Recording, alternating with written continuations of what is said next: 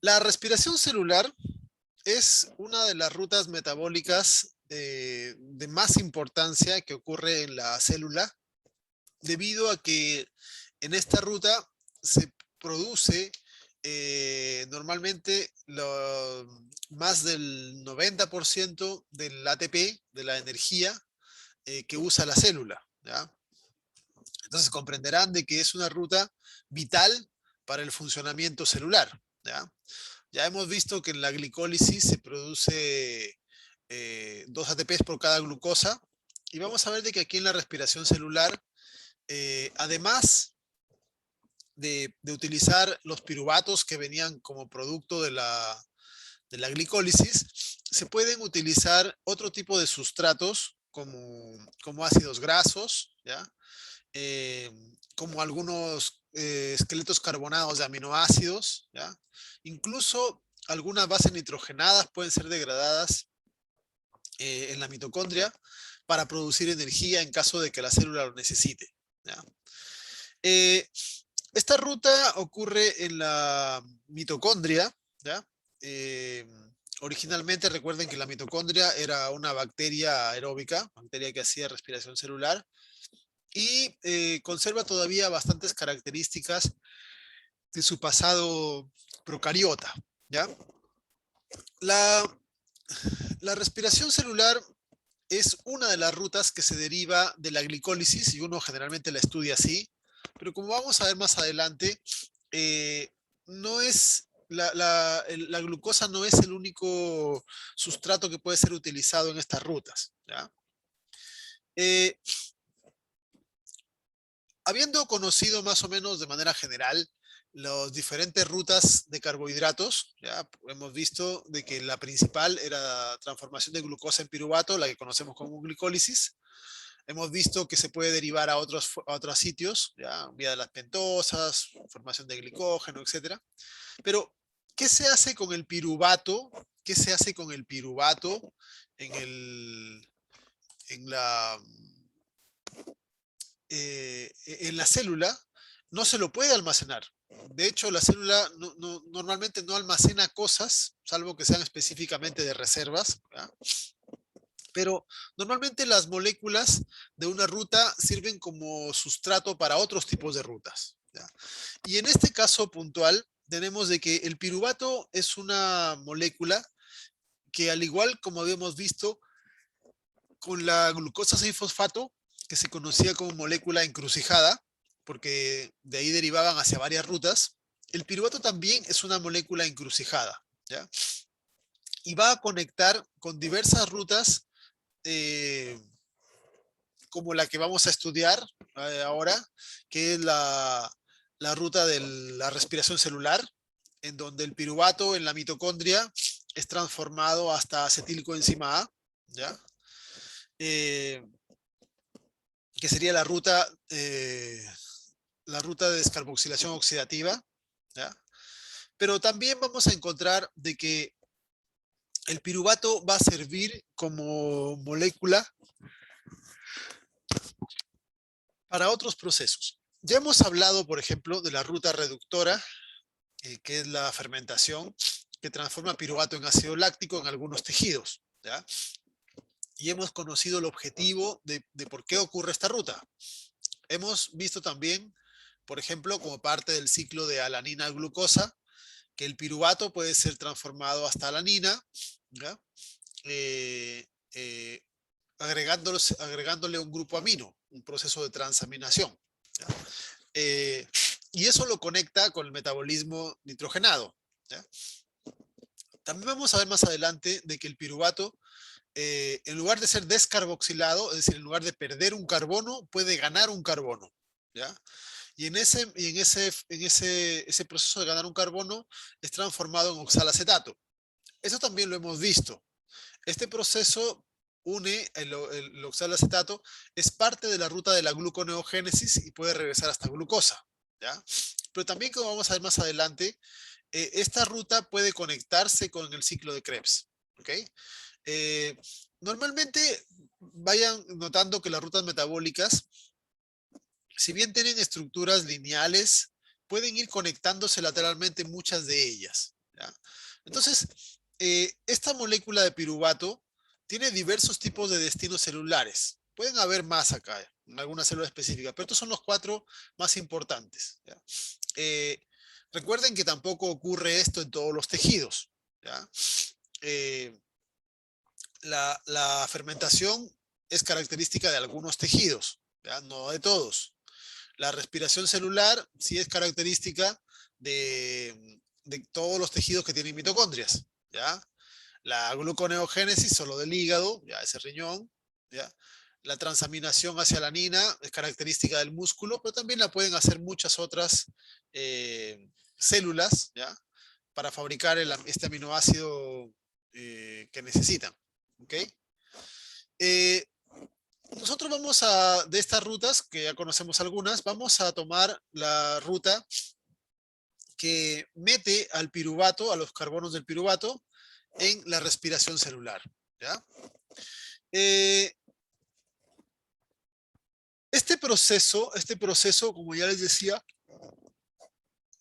ocurre en la mitocondria y para que ocurra es esencial el oxígeno. Vamos a encontrar de que el oxígeno es útil hacia el final de la respiración celular, en casi, en casi una de las últimas partes, ¿ya? Pero aún así, siendo de que solo se necesita el oxígeno hacia el final, es una molécula clave en el proceso, porque si no hay oxígeno, no se puede realizar el resto de procesos anteriores que son importantes en la generación de moléculas que van a terminar fabricando energía, ATP, ¿ya? Entonces, por esa razón es que el proceso se ha llamado respiración celular. De manera más correcta, más estricta, se le conoce como respiración aeróbica, ¿ya? Porque también existe lo que se conoce como respiración anaeróbica, ¿ya? Puede sonar algo como extraño, ¿ya? Como un oxímoron, decir respiración anaeróbica, pero eso lo realizan algunos tipos de seres cuando hacen el proceso de respiración, pero en lugar de usar oxígeno, utilizan otro tipo de moléculas, de sustratos, para recibir los electrones en la cadena, ¿ya? Entonces, hay seres que hacen toda esta ruta, o muy parecida, ¿ya? Con la diferencia de que el aceptor final no es el oxígeno, ¿ya? Entonces, también obtienen energía, también, etcétera, pero no utilizan oxígeno, ¿ya? Son organismos anaeróbicos normalmente. Como no son patógenos la mayoría de ellos, no tienen una importancia mayor en el área de salud, no vamos a hablar mucho de ello, pero les hacía la aclaración para que tengan presente de que hay más de un tipo de respiración, ¿ya? En las diferentes células.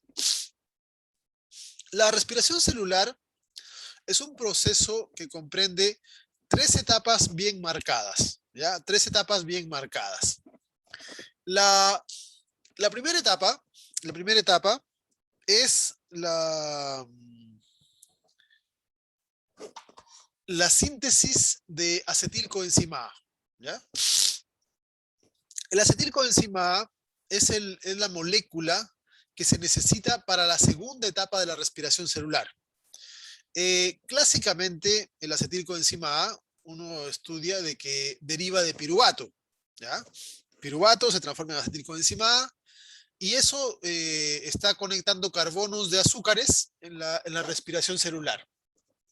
Pero la gracia de este primer paso de la respiración celular es que no es único, ¿ya? No es único. De hecho, hay varios tipos de inicio de la respiración celular. El piruvato es la ruta que conecta a la respiración celular con, con el metabolismo de azúcares. Pero también hay una ruta que conecta el metabolismo de lípidos con la respiración celular, o el metabolismo de aminoácidos con la respiración celular, ¿ok? Entonces, el, eh, este primer paso de la respiración celular, en realidad tiene diferentes formas, ¿ya? Nosotros vamos a estudiar ahora en esta clase la ruta que conecta desde piruvato, que es azúcares que ya hemos estudiado, con la respiración celular. Y más adelante, en otras clases, cuando hablemos de metabolismo de lípidos, veremos cómo los ácidos grasos pueden transformarse en acetil, y cuando veamos metabolismo nitrogenado, veremos cómo algunos aminoácidos también pueden transformarse en acetil, ¿ya? Entonces, la gracia de esta primera etapa es que es una etapa integradora, ¿ya? Una etapa integradora. Eh, Independiente de dónde se fabricó el acetil, la segunda etapa ya es una etapa común, porque aquí el acetil va a ser transformado, degradado, oxidado, como quieran llamarle, hasta CO2, ¿ok? Y, eh, y, y en el transcurso de estos procesos de oxidación se van a obtener moléculas reducidas, coenzimas reducidas, que se llaman intermediarios electrónicos o intermediarios reducidos, etcétera, que van a ser las moléculas de producción importante en la segunda etapa del ciclo, que también se conoce como ciclo de Krebs, ¿ya? Estas moléculas, el NAD y el FAT, van a ser las que se van a utilizar en la tercera etapa de la respiración celular. Esta ya ocurre en la membrana, las dos primeras ocurren en la matriz de la mitocondria, esta ocurre en la membrana, y a su vez esta etapa final, que es la síntesis de moléculas energéticas de ATP, comprende dos subetapas, la cadena de transporte de electrones y la fosforilación oxidativa, ¿ya? De manera gráfica, aquí podemos apreciar los diferentes fases del proceso de respiración celular, ¿ok? Aquí pueden ver. Si ustedes recuerdan, el piruvato proviene desde glucosa, ¿ok? Glucosa. Esta ruta, recuerden, permite producir un poquito de ATP, ¿ya? En la glicólisis, y permite, recuerden, de que desde un montón de otros carbohidratos, se puede llegar hasta acá, ¿ok? Entonces, el piruvato ingresa a la mitocondria y en la fase 1 el piruvato se transforma en acetilcoenzima A. Esta es la fase 1 de la respiración celular. Pero también hay una fase 1, ¿ya? Una fase 1 que proviene de ácidos grasos. Y los ácidos grasos provienen de triglicéridos o en general de diversos lípidos, ¿ya? De diversos lípidos que contengan características como esta. Entonces aquí se conectan los lípidos acá. Y también aquí no está mostrado en la figura, pero varios aminoácidos, no todos, pero varios, pueden ser transformados hasta acetilcoenzima A, ¿ya? Entonces, vemos de que de manera importante, este punto es importante porque es un punto de convergencia. Desde carbohidratos, desde lípidos, desde proteínas, yo puedo llegar hasta acetilcoenzima A, ¿ya? ¿Por qué es importante este proceso? Porque, bueno, en el mundo actual, ¿ya? Nosotros, los humanos, tenemos la posibilidad de tener una dieta balanceada, bueno, si queremos, ¿ya? O más o menos, ¿ya? Tal como está la sociedad actual, etcétera, la tecnología, los cultivos, etcétera. En general, uno puede consumir todos los días una dieta más o menos balanceada, que contenga azúcares, que contenga lípidos, proteínas, etcétera. En general, en promedio, un ser humano puede hacer eso, ¿ya? Pero en la naturaleza, en el ambiente, eso no ocurre con todos los seres, ¿ya? Imagínense, por hacer alguna similitud con los humanos, imagínense un mono, ¿ya? Un mono, no sé, un chimpancé, si quieren, cualquier mono, elíjanlo, ¿ya?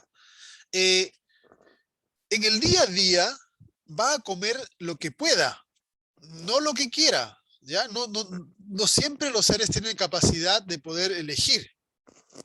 Normalmente consumen lo que encuentran. Entonces, si un primate un día encuentra frutas, pues come frutas, ¿ya? Y en las frutas lo que más viene son carbohidratos, ¿ya? Vienen azúcares. De repente otro día no encuentra frutas pero encuentra semillas, ¿ya? Y las semillas tienen buenas cantidades de lípidos. Entonces, lo que más estará consumiendo van a ser lípidos, ¿ok?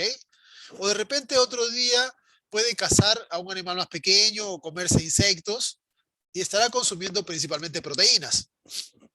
Entonces, en diferentes etapas de su ciclo de vida, en diferentes momentos, va a consumir eh, tipos de alimento que contienen moléculas diferentes. ¿Ya? Obviamente que siempre en una comida viene de todo un poquito, pero principalmente puede estar enfocado en uno de los tipos de moléculas que en la otra. ¿Ya? Entonces, sería un desperdicio genético, bioquímico, fisiológico, que nosotros, los seres vivos, los animales, tuviésemos una ruta independiente para cada uno de los diferentes tipos de moléculas. Es decir, imagínense que se usase una ruta con todas sus enzimas para degradar carbohidratos hasta CO2 y producir energía. Otra ruta completamente diferente para lípidos, otra ruta completamente diferente para proteínas y cada ruta sin conexión con las otras. ¿Ya? En ese sentido, un animal necesitaría más genes para tener más enzimas, eh, necesitaría producir esas enzimas, lo cual significaría mayor gasto de energía porque tendría que producir mayor cantidad de proteínas enzimáticas, ¿ya? Con lo cual multiplique el gasto. Y a veces, y a veces tendría, y sobre todo esto es importante, muchas veces tendría rutas que estarían inactivas por falta de sustrato, porque los días que come principalmente azúcares y no consume ni lípidos ni proteínas, todas esas enzimas van a estar inútilmente en la célula o van a ser producidas inútilmente, ¿ya? Si consume lípidos y no consume carbohidratos, la parte de acá estará desperdiciada, ¿ok? Entonces, más sentido energético, más sentido desde el punto de regulación también, es que las rutas se conecten, ¿ya? Entonces, gracias a la respiración celular, es que los animales pueden consumir sustratos diversos, ¿ya? Pueden consumir azúcares, lípidos, etcétera, y como las moléculas son transformadas a lo mismo, son transformadas todas hasta acá, eh, estas rutas de arriba son diferentes, obviamente, pero una vez que se transforman en acetilcoenzima A, la molécula común, de aquí para abajo todo es igual, independiente de si los carbonos vienen de azúcares, de lípidos o de aminoácidos. ¿Ok? Entonces, esta ruta permite a los animales poder generar la misma molécula energética independiente de cuál sea la fuente alimenticia. ¿Ya? Y esa es una de las cosas claves que tiene el proceso de respiración celular. ¿Ya? Es una ruta convergente, es una ruta que conecta las diferentes rutas de macromoléculas, ¿ya? Para poder producir el mismo elemento común que la célula requiere, que es el ATP. ¿Ya? Entonces, nosotros vamos a estudiar la fase 1 que proviene de carbohidratos, la transformación de piruvato en acetil, que se llama descarboxilación oxidativa. ¿Ya? Más adelante, en otra clase, cuando veamos metabolismo de lípidos, vamos a ver cómo los ácidos grasos son beta oxidados hasta acetil, que también sería una fase 1 de la respiración celular, pero la que viene de lípidos. Y cuando veamos metabolismo nitrogenado, veremos cómo algunos aminoácidos pueden ser desaminados y integrados en esta ruta. ¿Ok? Bien. Eso es fase 1. ¿Ya? Fase 1 tiene diferentes tipos, bueno, es como decir fase 1, subtipo A, subtipo B, etcétera, dependiendo de dónde venga. ¿Ya? Una vez fabricado el acetil, la siguiente etapa, la fase 2, la fase 2 de la respiración celular, es la transformación de los carbonos. El acetil son dos carbonos, ¿ya? Dos carbonos unidos a la coenzima A. Esos dos carbonos van a ser oxidados hasta CO2. Y allí se produce el primer desecho de la ruta, ¿ya? La primera molécula inorgánica de la ruta, el CO2. ¿Ok? El CO2 no es importante para los siguientes pasos de la respiración celular, porque es un producto que se desecha, ¿ya? Los productos importantes de la respiración celular vienen a ser las moléculas que se han oxidado o reducido, el, que se han oxidado o reducido, bueno, en este caso reducido, durante el ciclo de Krebs, ¿ya? Aquí se marca el NAD, pero participan el NAD, el FAD, también se genera un poquito de energía, vamos a verlo con detalle después, pero, pero para la siguiente etapa, para la fase 3 del ciclo, los, lo, para la fase 3 de la respiración celular, los productos, las coenzimas reducidas, son las que van a importar, ¿ya?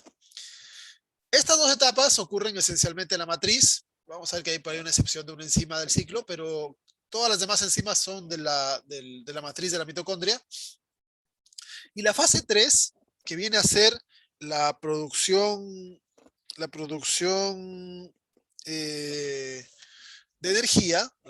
de energía, eh,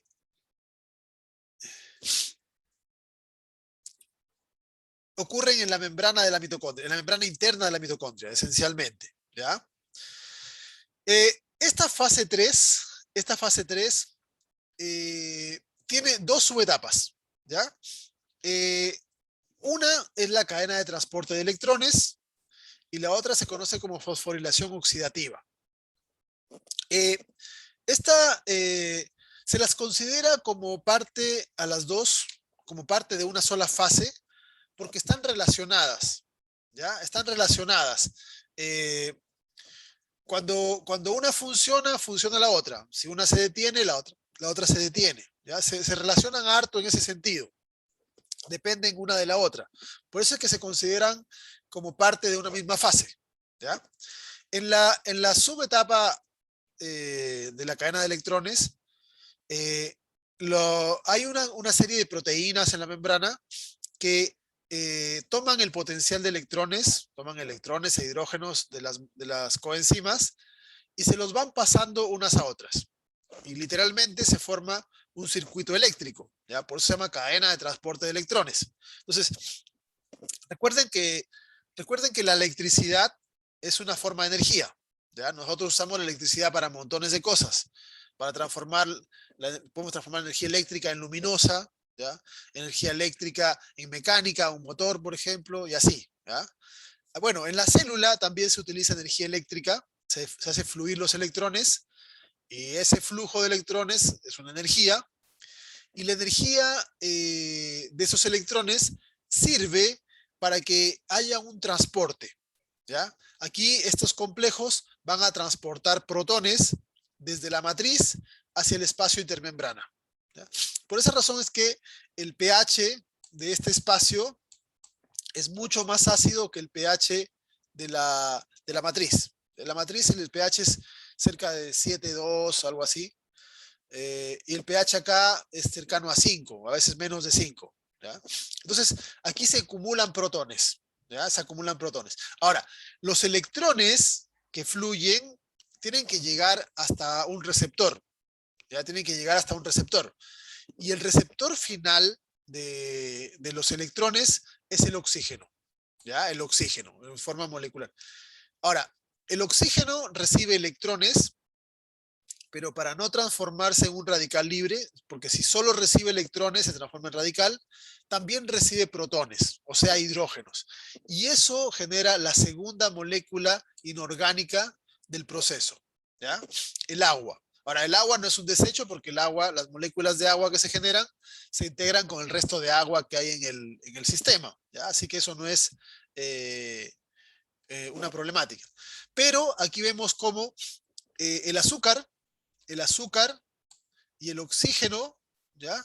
Generan CO2 y agua, ¿ya? Que es la fórmula general de la respiración celular. Azúcar más oxígeno, CO2 y agua. Pero podría ser ácido graso más oxígeno, CO2 y agua. O aminoácido más oxígeno, CO2 y agua. Bueno, acá también se suma amonio, pero en general son esas dos las moléculas eh, las moléculas que se van a producir al final del proceso, ¿ya? Ahora, habiéndose generado esta parte, se genera una diferencia en la concentración de protones que hay en el espacio intermembrana, ¿ya? Entre las membranas aquí y la matriz. Entonces, como aquí en este espacio hay muchos protones, más, ¿ya? Miles de veces más que lo que hay en la matriz, los protones tienden a regresar. Recuerden que el sistema, en el transporte, en el universo, las cosas tienden a difundir, ¿ya? Entonces, tienden a pasar de mayor concentración a menor concentración. Entonces, los protones tienden a moverse hacia el interior de la mitocondria, hacia la matriz.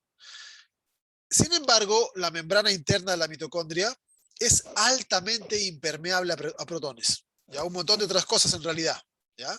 Tiene fosfolípidos especiales como la cardiolipina que evitan el ingreso de protones hacia acá. Por lo tanto, el camino que les pone la mitocondria es un complejo proteico llamado ATPasa, que los deja pasar, pero no pasan gratis. No pasan gratis, porque al pasar, este es un flujo de protones, ¿ya? Esto de acá también es como una especie de corriente eléctrica, porque los protones están fluyendo. Cualquier movimiento de moléculas cargadas es un flujo eléctrico. Nosotros conocemos la electricidad porque es un flujo de electrones, ¿ya?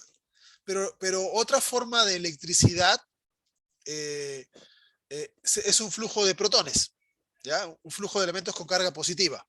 Tienen sus diferencias, exacto, pero al pasar activan las enzimas, los grupos enzimáticos que contiene este complejo, ¿ya?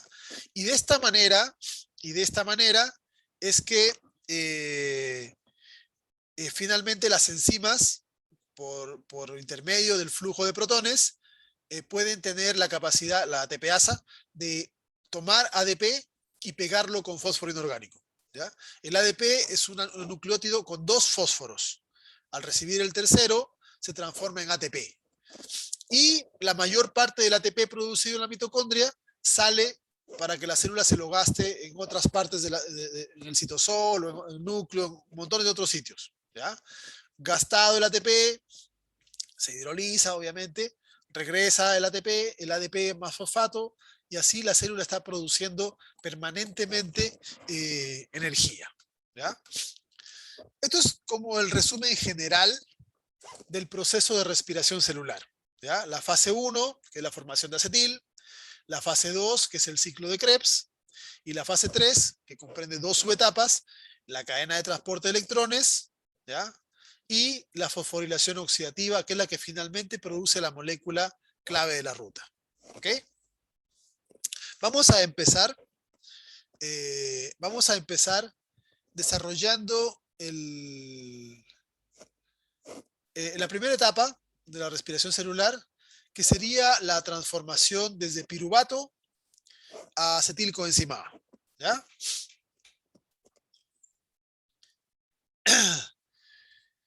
Eh, el paso 1, que proviene desde azúcares, es la transformación de piruvato en acetilcoenzima A.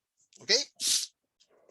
El, el piruvato ya lo conocen ustedes, es una molécula de 3 carbonos, ¿ya? De 3 carbonos, que proviene de la glucosa, ¿ya? De la glucosa cuando se corta genera 2 moléculas de 3 carbonos.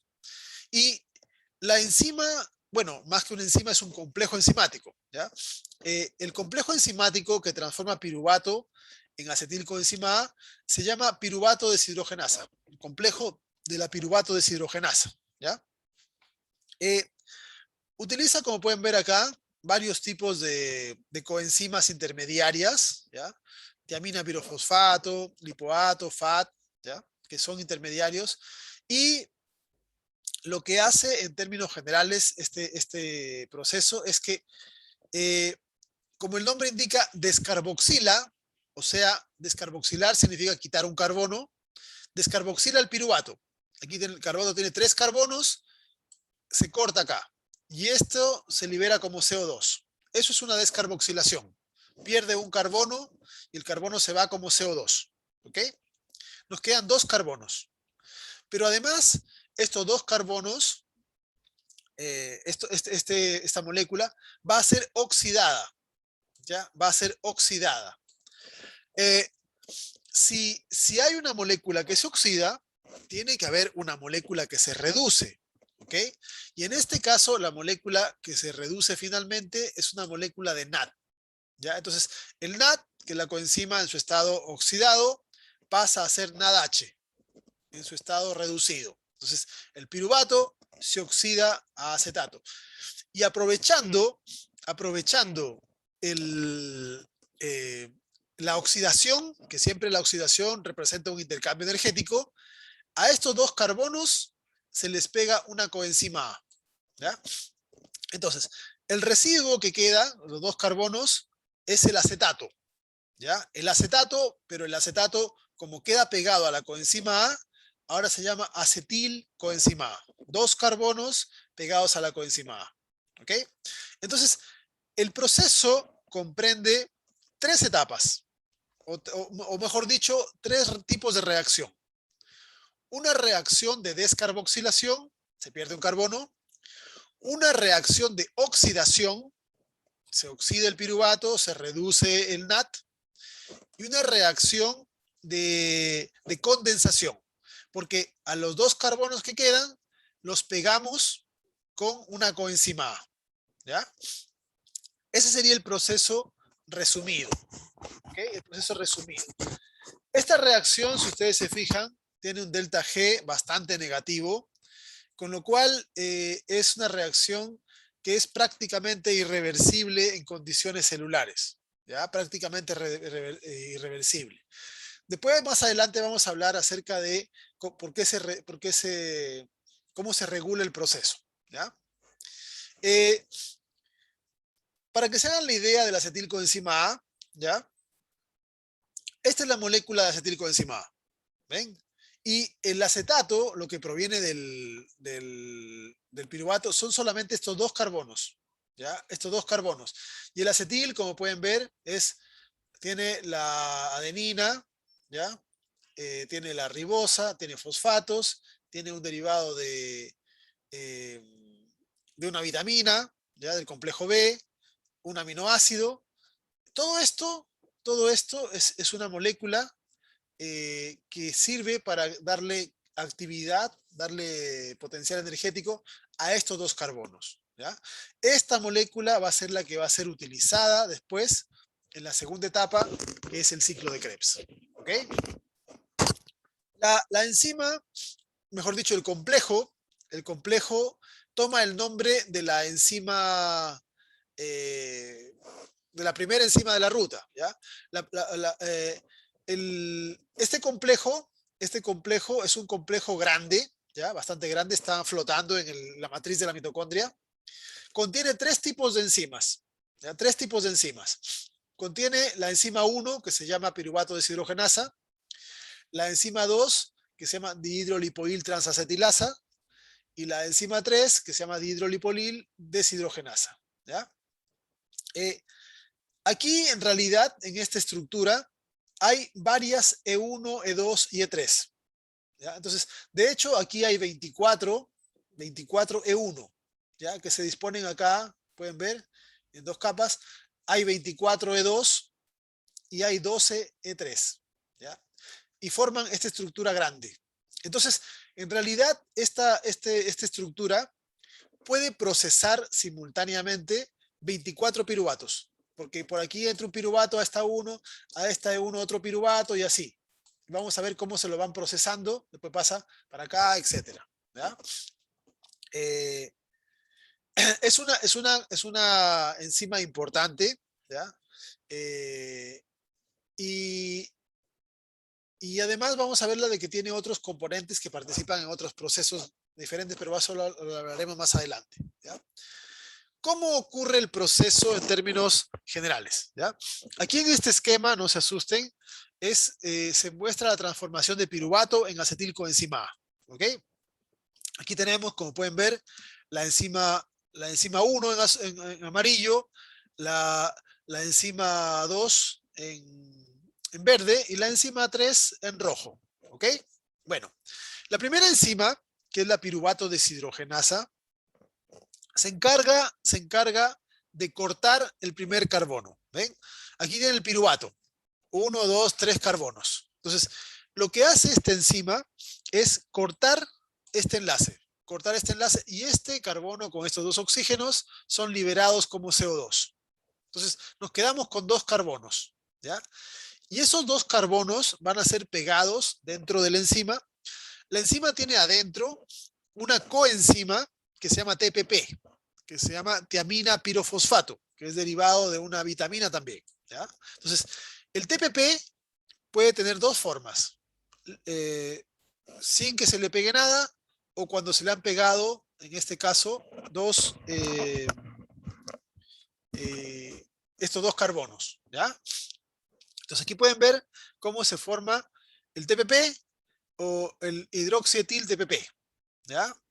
Aquí pueden ver de que este tiene hidrógenos acá que después van a ser removidos. ¿Ya? Entonces, la enzima 1 en términos generales corta esto y pega los dos carbonos al TPP. Y después esta enzima le va a pasar estos dos carbonos a la segunda enzima. ¿Ya? La segunda enzima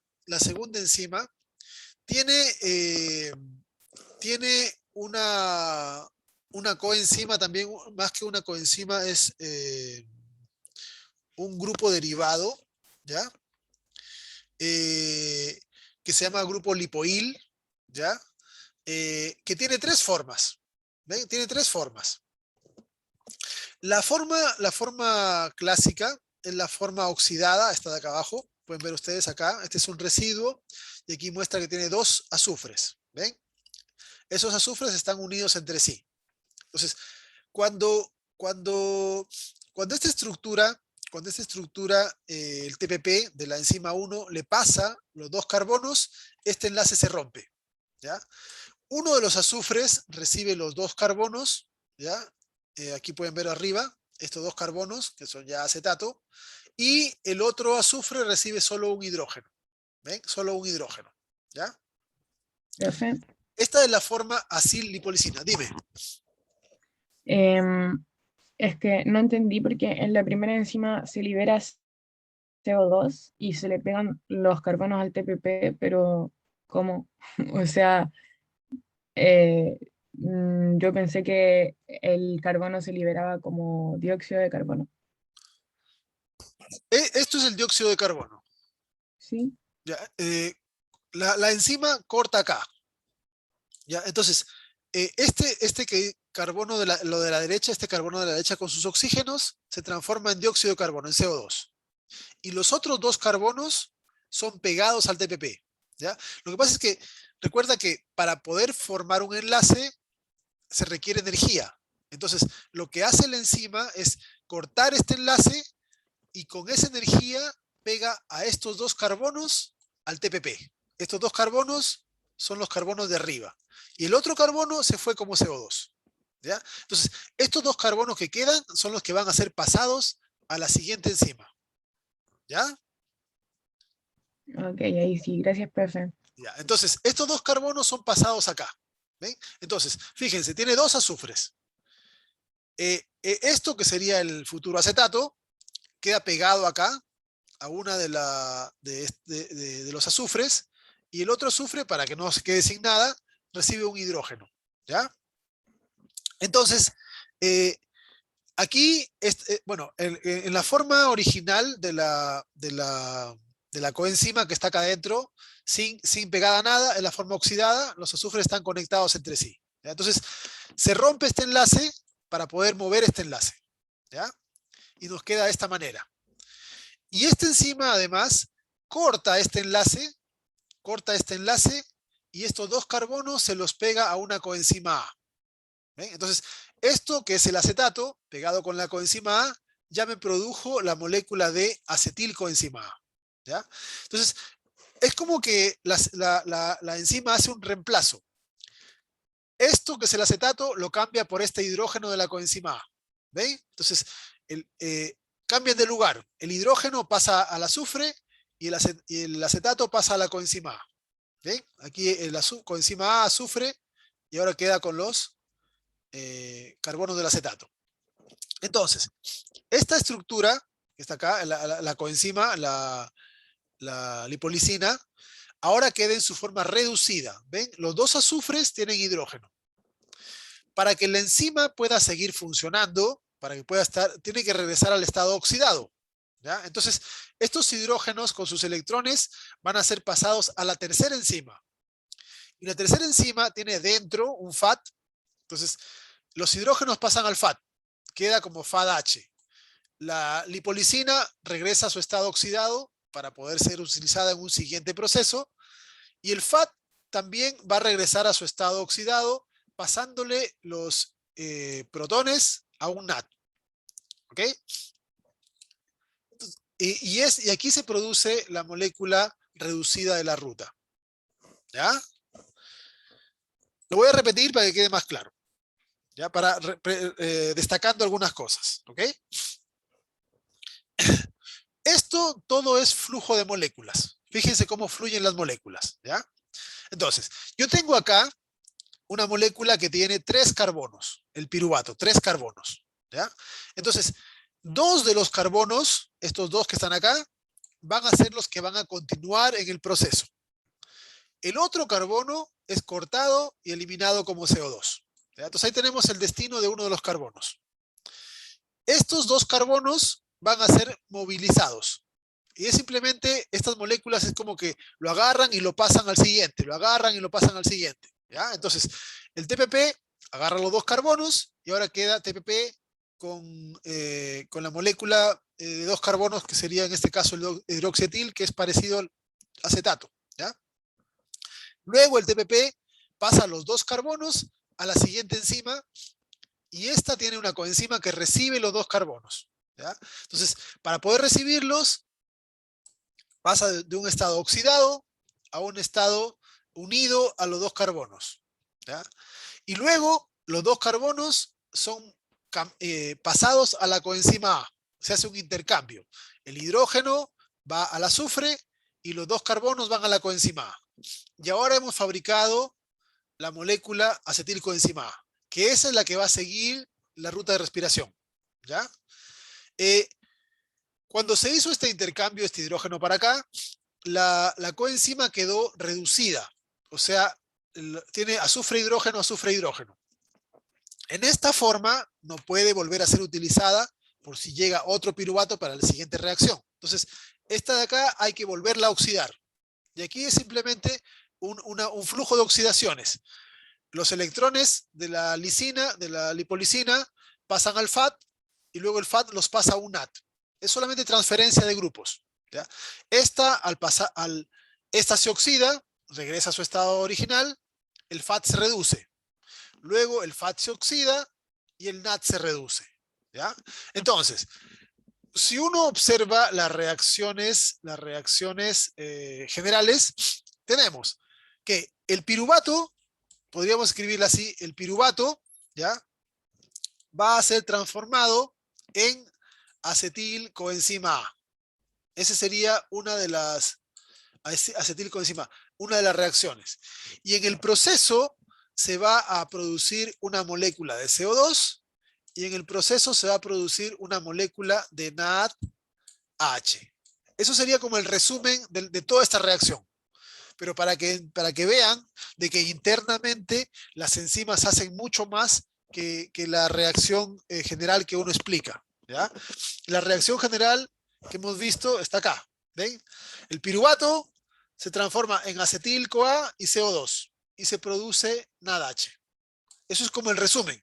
Pero en la práctica, como pueden ver ustedes, que la enzima en realidad realiza una gran cantidad de transferencias, bueno, los complejos enzimáticos, una gran transferencia de grupos internamente. ¿Ya? Eso es para que entiendan cómo van fluyendo los diferentes componentes hasta fabricar esto. ¿Cuál es lo que importa? ¿Cuál es lo que importa de esta reacción? Que se produce acetil y que se produce NADH. Esos son los dos productos importantes de la reacción. También se produce CO2, pero el CO2 es un desecho, ¿ya? Por lo tanto, el primer paso de la respiración celular, que viene desde la glucosa, sería la transformación de piruvato en acetil, produciendo, estos E- significan los equivalentes electrónicos, o sea, el NADH, etcétera, ¿ya?